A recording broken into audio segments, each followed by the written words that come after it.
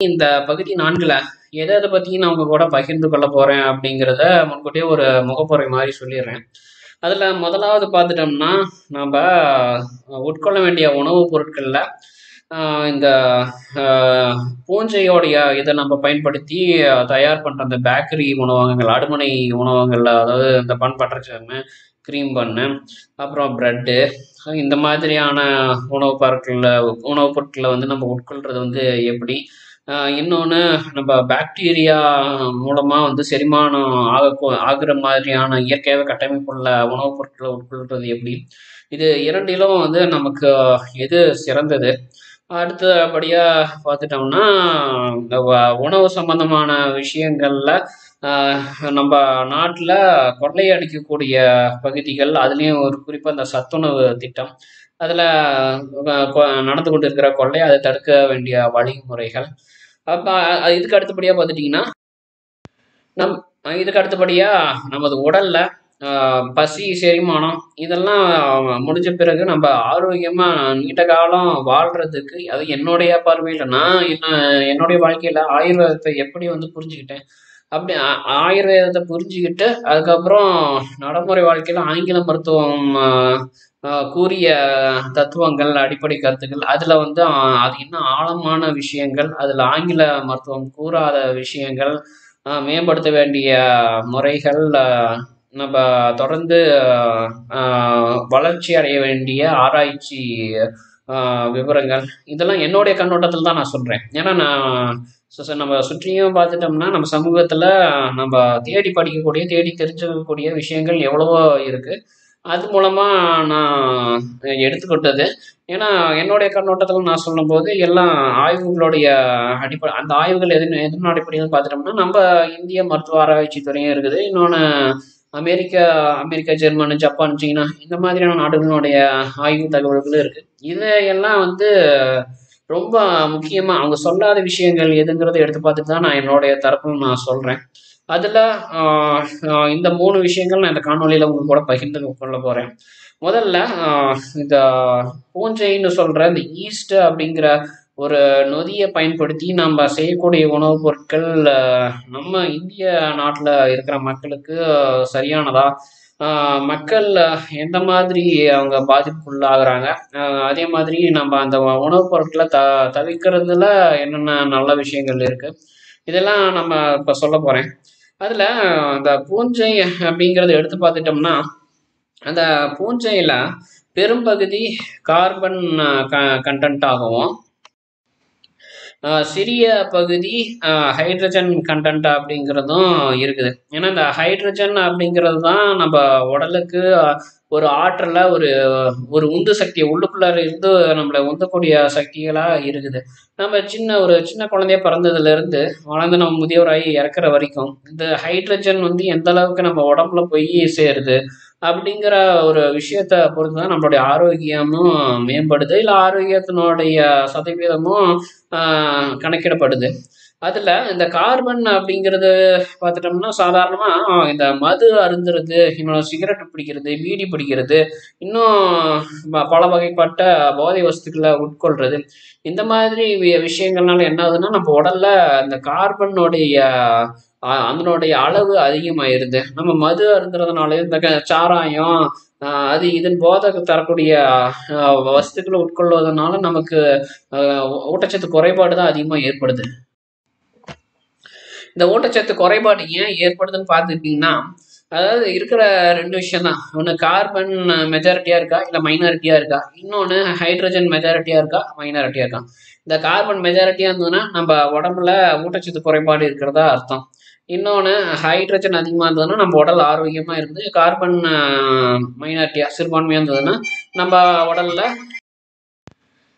கார்பனுடைய அளவு குறைவாகவும் ஹைட்ரஜனுடைய அளவு அதிகமாகவும் இருந்ததுன்னா கண்டிப்பாக நம்ம உடல் ஆரோக்கியமாகவும், இன்னொன்று கார்பனுடைய அளவு அதிகமாகும் போது நம்ம உடம்புனுடைய ஊட்டச்சத்து குறைபாடு ஏற்பட்டு மரணம் நம்ம அடைகிறதுக்கான சூழ்நிலைகள் தான் இருக்குது. இப்போ இதில் நம்ம இந்த ஹைட்ரஜனை எப்படி நம்ம ஊட்டச்சத்து பொருட்கள் மூலமாக உடம்புக்குள்ளார எடுத்துக்கிறோம் அப்படிங்கிற ஒரு விஷயத்தில் தான் இருக்குது. இப்போ நம்ம பேக்கரி ஐட்டம்ஸாக இருக்கட்டும், இந்த பட்டர் ஜாம், கிரீம் பன்னு, அப்புறம் இன்னும் பார்த்துட்டோம்னா ப்ரெட்டு, அப்புறம் அதுலேயே வந்து பார்த்துட்டோம்னா இந்த ஈஸ்ட்டு பயன்படுத்தி செய்யக்கூடிய பிஸ்கட்டுன்னு சொல்கிறது, பிஸ்கட்டு, ரொட்டி, அப்புறம் இன்னும் நிறைய வகைகள், அதாவது நம்ம அடுக்கிக்கிட்டே போகலாம். அந்த பொருட்களை நம்ம உட்கொள்கிற அந்த தயாரிக்கிற முறைகள் வந்து சீனாலேருந்து வந்ததாக தான் நான் வரலாறுல கேள்விப்பட்டிருக்கேன். ஆனால் அது எந்த அளவுக்கு உண்மைங்கிறது கண்டிப்பாக அந்த வரலாறு வல்லுநர்களுக்கு தெரியும். அந்த அடுமனை அதாவது அடுமனை சமையல் பொருட்கள், சமையல் உற்பத்தி பொருட்கள் என்ன ஆகுதுன்னா, அதில் அதாவது டால்டா அப்படிங்கிற ஒரு பொருளாக பயன்படுத்துகிறாங்க. இதுக்கு ப்ரெட்டு, இந்த மற்ற ஈஸ்ட்டு வச்சு நம்ம தயாரிக்கக்கூடிய இதெல்லாம் டால்டா அதிகமாக பயன்படுத்துகிறாங்க. அந்த டால்டா எப்படி தயாரிக்கப்படுதுன்னா, சாதாரண எண்ணெய், ரீஃபைண்ட் ஆயில்னு சொல்லக்கூடிய இந்த நல்லெண்ணெய், கடலெண்ணெய், இந்த மாதிரியான எண்ணெய்கள்லாம் ஹைட்ரஜன் கேஸை பாஸ் பண்ணுறாங்க. ஹைட்ரஜன் கேஸை கலக்கும்போது இந்த ஹைட்ரஜன் கேஸ் என்ன பண்ணுதுன்னா, அதாவது அதனுடைய பாகுநிலையை இன்னும் அதிகப்படுத்தி ஒரு கெட்டித்தன்மைக்கு கொண்டு வருது. அது நமக்கு டால்டாவாக மாறுது. அப்போ அந்த என்ன நினைக்கிறாங்கன்னா, அந்த ஹைட்ரஜன் அந்த மாதிரி பயன்படுத்துறது மூலமாக நம்ம சாப்பிட்ற உணவுப் பொருட்களில் கலந்து அதை நம்ம சாப்பிட்டு செரிமானம் அடைய வச்சு சத்துப்பொருள் மூலமாக ரத்தத்தில் கலக்க வச்சு உடலில் இருக்கிற எல்லா உறுப்புகளுக்கும் நம்ம அதை அனுப்பலாம் அப்படின்னு நினைக்கிறாங்க. ஆனால் அது நடைமுறையில் நம்ம இந்திய நாடு பொறுத்த வரைக்கும் எப்படி அதனுடைய பாதிப்பு தன்மை இருக்குன்னு பார்த்துட்டிங்கன்னா, அந்த மாதிரி நம்ம செலுத்தக்கூடிய ஹைட்ரஜன் ஒரு நல்ல ஒரு ஆரோக்கிய தன்மையை உடலுக்கு கொடுக்கறது இல்லை. ஏன்னா அது பெரும்பாலும் உள்ளே போயிட்டு அதுவே இயற்கையாக ஒரு உஷ்ணத்தன்மை அதாவது அதனுடைய உள்ளார்ந்த ஆற்றல் உஷ்ணத்தன்மை அதிகமாக கொண்டு இருக்கு. அது நம்ம உடம்புக்குள்ளார போகும்போது கிட்டத்தட்ட ஏறக்குறைய நம்ம சிகரெட்டையே வந்து ஒரு நாளைக்கு ஒரு 100-200 சிகரெட் குடிக்கிற மாதிரி, அவ்வளவு சிகரெட்டை நம்ம உள்ளுக்குள்ளார செலுத்திட்டோம்னா வந்து எப்படி நமக்கு ஒரு புற்றுநோய் ஏற்படுமோ, அதே மாதிரி தான் நான் இந்த பேக்கரி ஐட்டம்ஸில், அதுவும் ப்ரெட்டு, பன்னு, பிஸ்கட்டு இதெல்லாம் சாப்பிடக்கூடியது.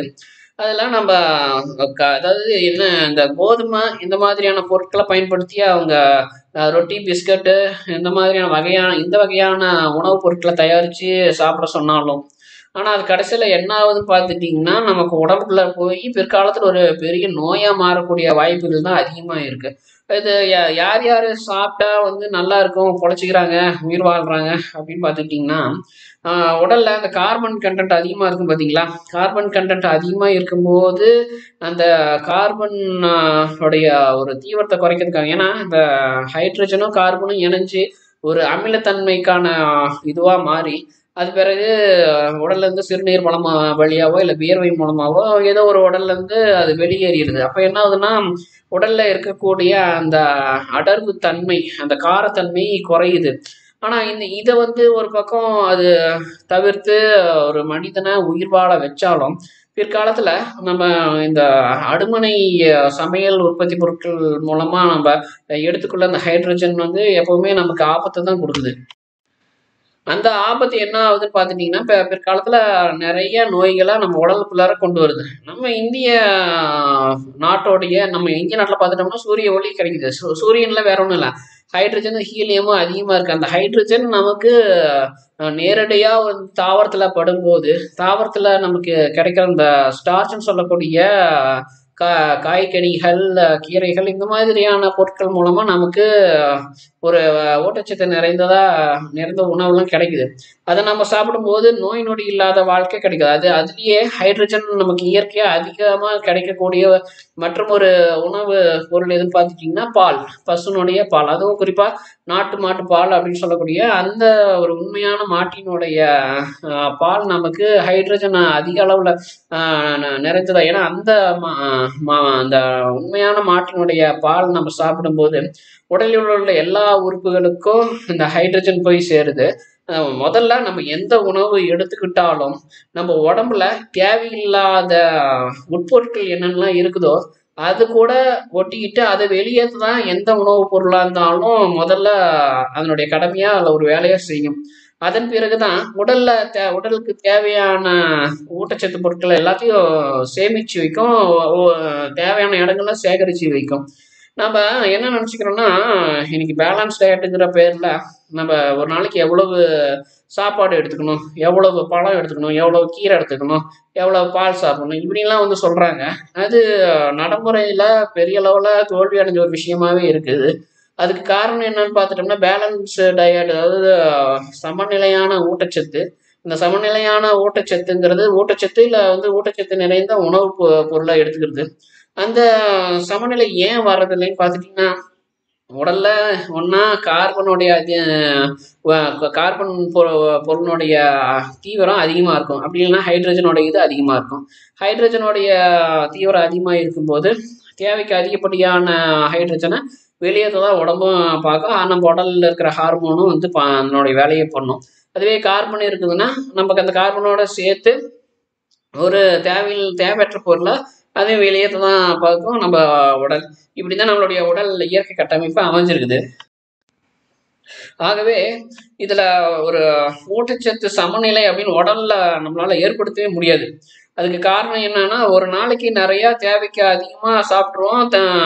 நம்மளுடைய ஊட்டச்சத்து ஏதாவது ஒரு பகுதியில் சேமித்து வைக்கப்பட்டிருக்கும். இன்னொரு நாள் நம்ம தேவைக்கு விட குறைவாக சாப்பிட்ருப்போம், இல்லை தேவைக்கான அளவும் நம்ம சாப்பிட்ருப்போம். எப்படி நம்ம சாப்பிட்டாலும் நம்ம வேலை செய்கிற வேலை, நம்ம பார்க்குறது, சிந்திக்கிறது, இதையெல்லாம் உடைய அடிப்படையில் அதனுடைய அளவு நம்மளுடைய உடலில் இருக்கும். அந்த அளவு பொறுத்து தான் நம்மளுடைய உடம்புல பேலன்ஸ் டயட்டுங்கிறது ஒன்று இருக்குமா இருக்காதுங்கிறத நம்ம சொல்ல முடியும். எங்கேயோ ஒருத்தர் வந்து யாரோ ஒருத்தர் பேலன்ஸ் டயட் எடுத்துட்டாரு அப்படிங்கிறதுனால அது எல்லாருக்கும் நம்ம கொடுக்க முடியாது. காரணம் என்னன்னா, எல்லாருடைய உடம்பும் ஒரே மாதிரி இருக்காது. ஒவ்வொருத்தருடைய உடலும் ஒவ்வொரு மாதிரி.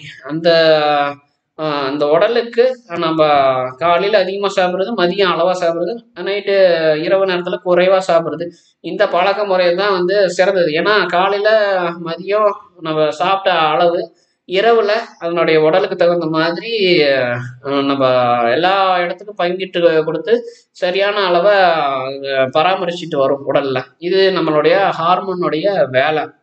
இப்படி இருக்கும்போது நம்ம இந்த மாதிரி அடுமனை பொருட்கள், பேக்கரி ஐட்டம்ஸ்னு சொல்லக்கூடிய பொருட்களை நம்ம சாப்பிடலாமா வேண்டாமான்னு பார்க்கும்போது, உடல் அளவில் வேலை செய்கிறவங்க, ஏதோ பசின்னு இருக்கிறவங்க, உடல் டீஹைட்ரேஷன் ஆயிடுச்சு, அதாயிடுச்சு, இதாயிடுச்சு, ஏதாவது ஒன்று சாப்பிட்டே ஆகணும் அப்படின்னு நினைக்கிறவங்க அது சாப்பிட்டுக்கலாம். அதில் சாப்பிட்றதுனால தவறு ஒன்றும் இல்லை. ஆனால் பக்க விளைவுகள் கண்டிப்பாக இருக்கும்.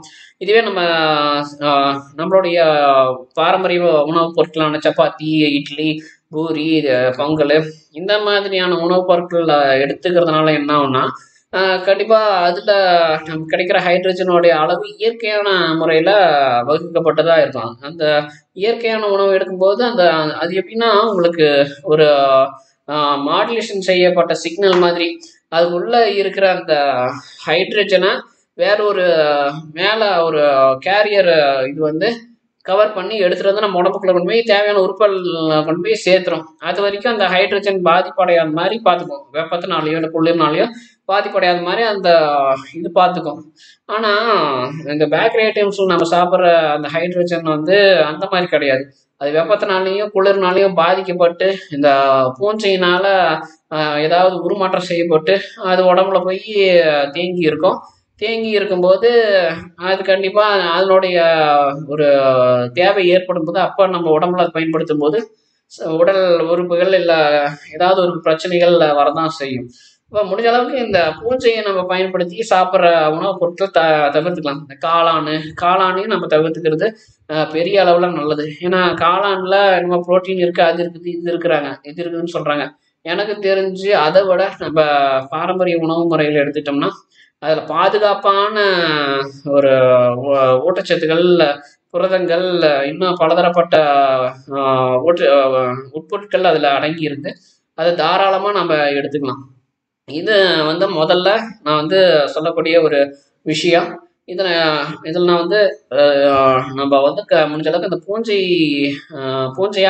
பூஞ்சையை பயன்படுத்தி செய்யப்பட்ட உணவுப் பொருட்களை தவிர்க்கிறது நல்லதுன்னு நான் சொல்லியிருக்கேன்.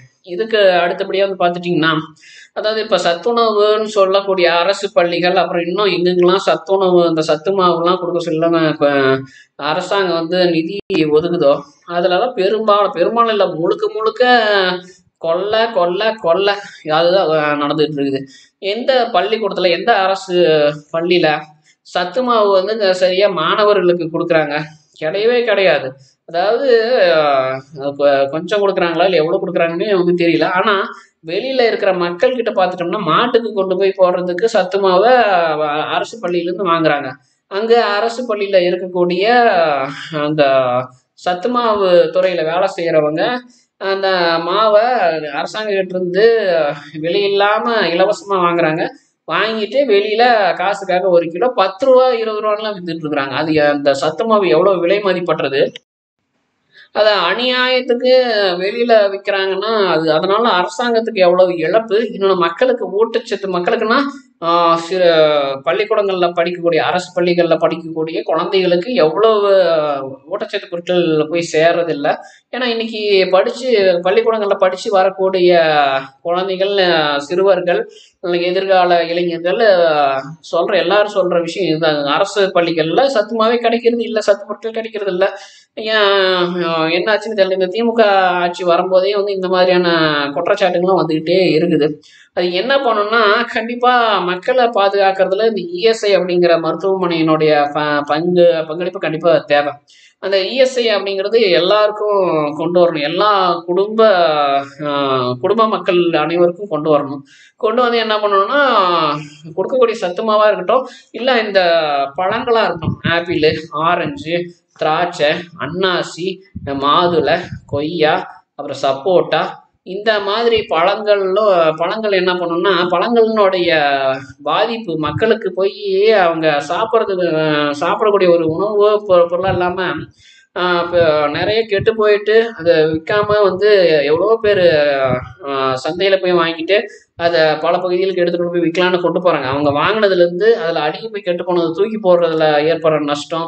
அப்புறம் இன்னொன்று, வாங்கிட்டு போகிறவங்க இப்போ ஒரு கிலோ ஆரஞ்சு, சாத்துக்குடி அப்படிங்கிறது ஒரு 20 ரூபா 30 ரூபா, இல்லை ஒரு 30-35 ரூபான்னு வச்சுக்கோம்.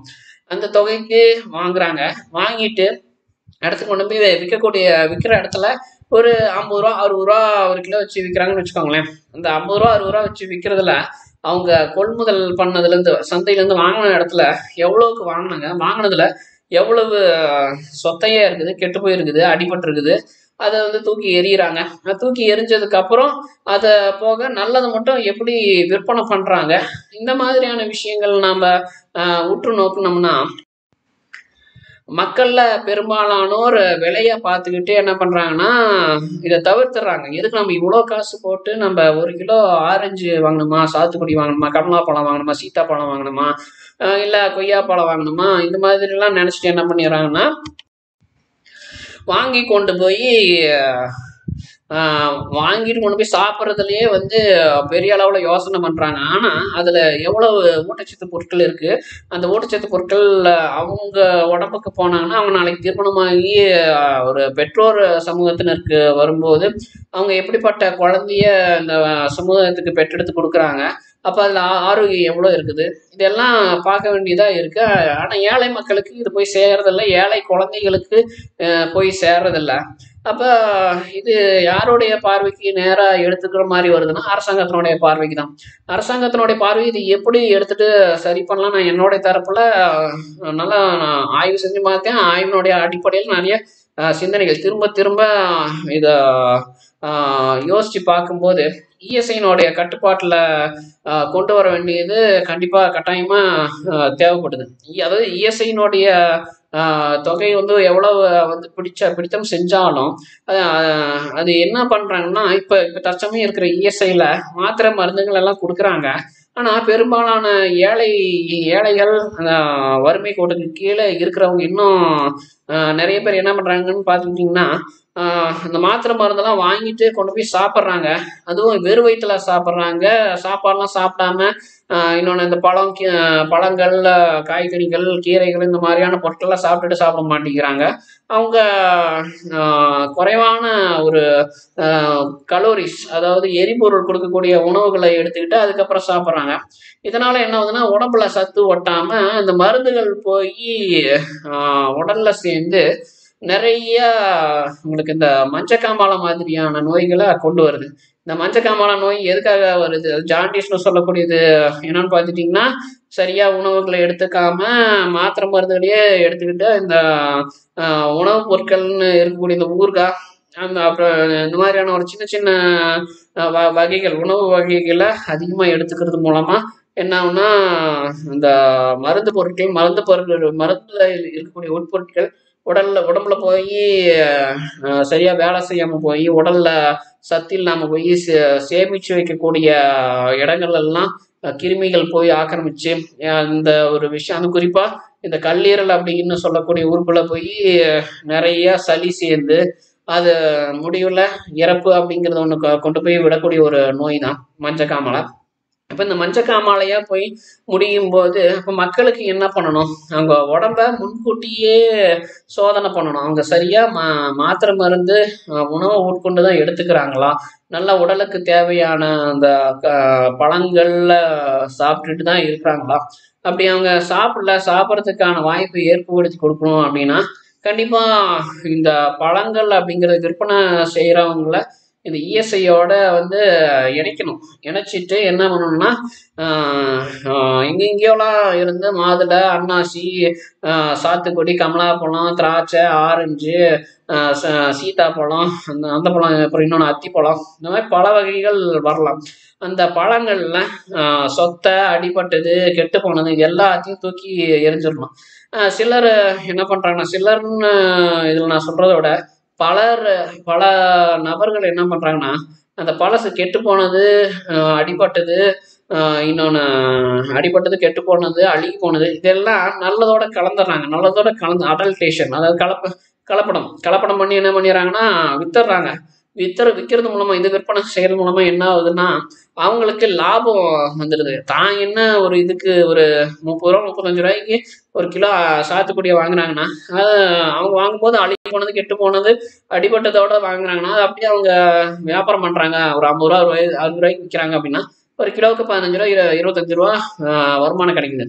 அப்படி வருமானம் கிடைக்கும் போது என்ன ஆகுதுன்னா, அவங்களுக்கு முன்ன ஏற்பட்ட நஷ்டத்தை இது பண்ணிக்கிறாங்க, அதை அவங்க தவிர்த்துக்கிறாங்க, இல்லை நஷ்டத்தை ஈடு கட்டிடுறாங்க. இந்த மாதிரி பண்றதுனால மக்களுக்கும் என்ன ஆகுதுன்னா, வெளியே பழங்கள் வாங்கி சாப்பிட்றதுல பயம் ஏற்படுது. நீங்க யாரை வேணாலும் நீங்க கேட்டு பார்த்துக்கோங்க. அரசு மருத்துவமனைகளா இருக்கட்டும், அல்லது ஒரு தனியார் மருத்துவமனையா இருக்கட்டும். தனியார் மருத்துவமனையில பெரும்பாலானோர் பணம் இருக்கிறவங்க வராங்க. அதனால அவங்க எந்த ஒரு கூச்சமும் காட்டாம, கூச்சப்படாம இந்த பழங்கள் எல்லாம் வாங்கி சாப்பிட்றாங்க. ஆனா ஏழை அரசு மருத்துவமனைகள், இஎஸ்ஐ மருத்துவமனைகள், இந்த மாதிரியான ஆரம்ப சுகாதார மையங்கள், இங்கெல்லாம் வர மக்கள் எத்தனை பேர் வந்து உணவுகளையும் பழங்களெல்லாம் வந்து நல்லபடியாக வாங்கி சாப்பிட்றாங்க? இப்போ அதை நம்ம பண்ணணும். இன்னொன்று, இன்னைக்கு நல்ல ஒரு பழங்களை வாங்கி சாப்பிட்றதுங்கிறது பார்த்தீங்கன்னா பெரிய பெரிய கடைகள் தான் வந்து அதில் அந்த வேலையில் ஒரு தீவிரத்தை காமிச்சு அவங்க அதை தரமாக பண்ணுறாங்க. தரமாக பண்ணிட்டு இன்னொன்று நல்லா சாப்பிடக்கூடிய பழங்களை மட்டும் எடுத்து வச்சிடுறாங்க.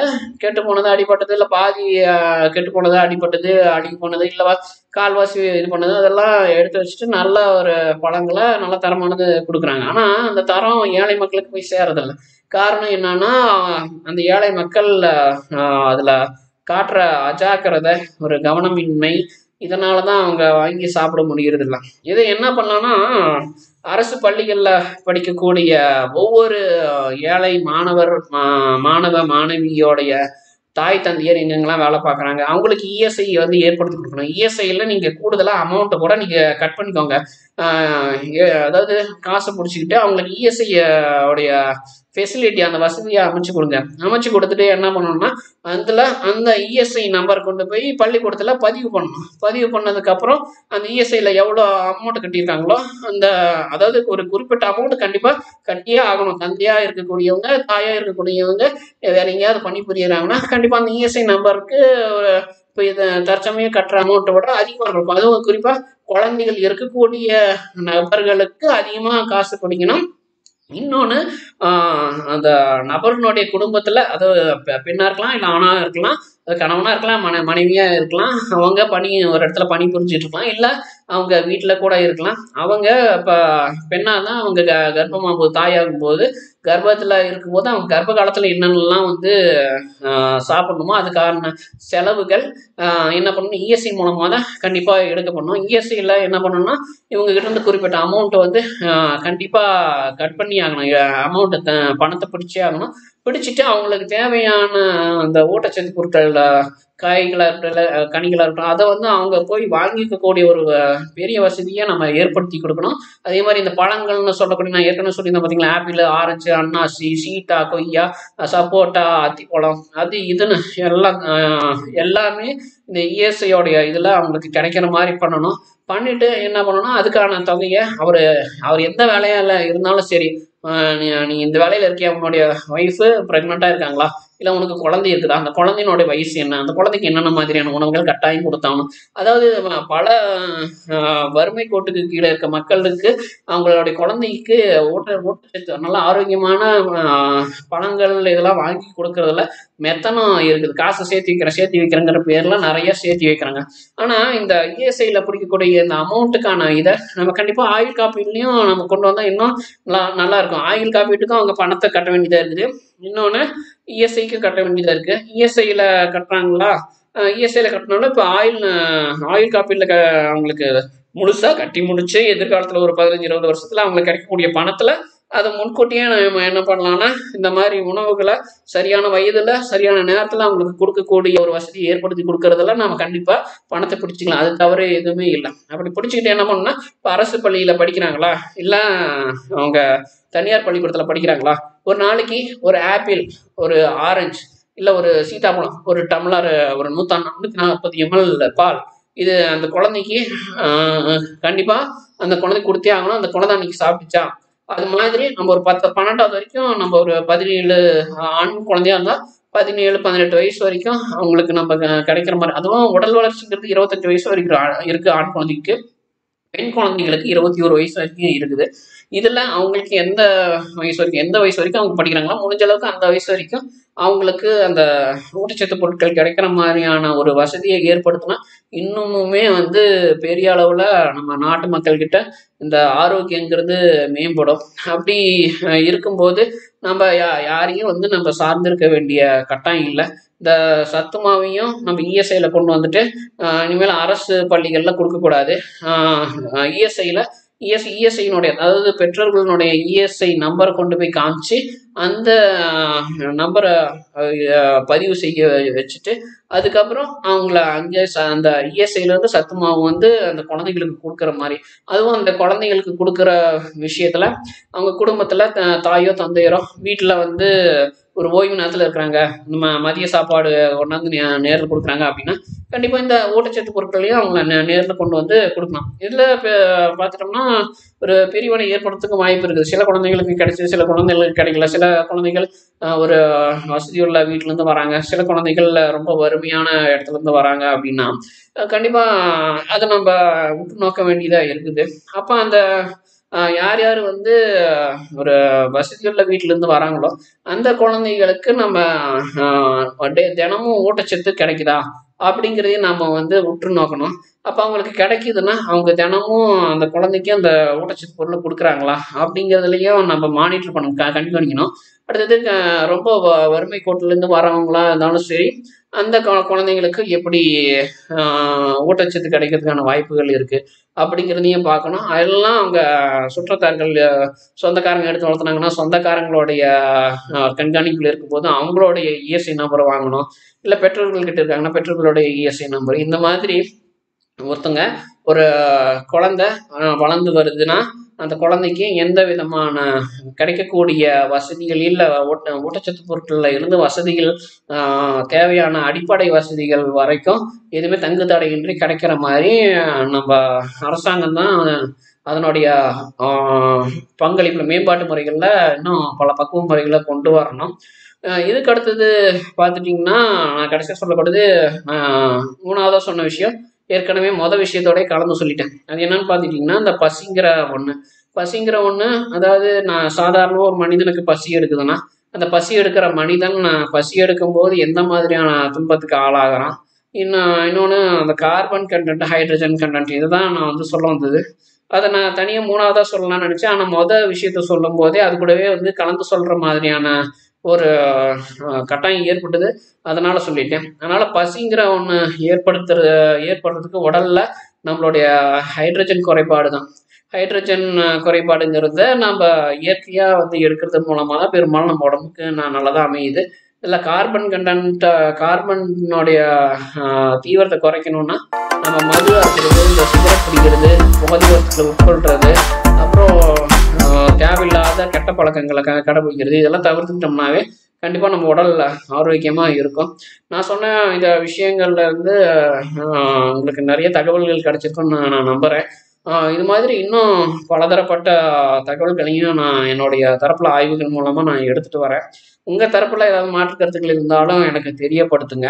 கண்டிப்பாக அடுத்த காணொளியில் நானும் என்னுடைய தரப்பில் நீங்கள் கொடுக்குற மாற்று கருத்தை நான் அதை ஒரு ஃபீட்பேக் மாதிரி, ஒரு பின்னூட்டம் மாதிரி எடுத்து அதில் என்ன மாதிரியான தவறுகள் நான் வந்து செஞ்சுருக்கேன், சொல்லக்கூடிய விஷயங்களில் நான் ஏதாவது தவறு பண்ணியிருக்கேன் அப்படிங்கிறதையும் சோதனை பண்ணி பார்த்து கண்டிப்பாக அதுக்கான தீர்வுகளையும் நான் வந்து அடுத்த காணொலியெலாம் நான் சொல்கிறேன்.